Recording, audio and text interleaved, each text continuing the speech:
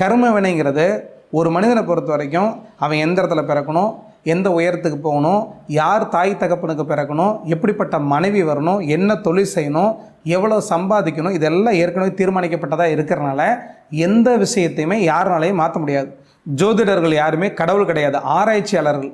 ஒரு ஜோதிடராக இருக்கிறவர் நாளைக்கு நடக்கக்கூடிய சம்பவத்தை சுட்டி காட்டலாம், ஆனால் சம்பவத்தை தடுத்து நிறுத்த முடியாது. நீங்கள் கோயிலுக்கு போனாலோ, குளத்துக்கு போனாலோ, அர்ச்சனை பரிகாரம் பண்ணாலோ, இல்லை பிராயச்சத்தம் தேடினாலோ, எதை செஞ்சாலும் ஒரு ஆன்ம திருப்திக்கு தானே தவிர நீங்கள் பரிகாரம் பண்ணுறனாலையோ, பூஜை புனஸ்காரம் பண்ணுறனாலையோ ஒரு மனிதனுடைய கர்மவினை மாறுமா அப்படின்னா நிச்சயமாக மாறாது.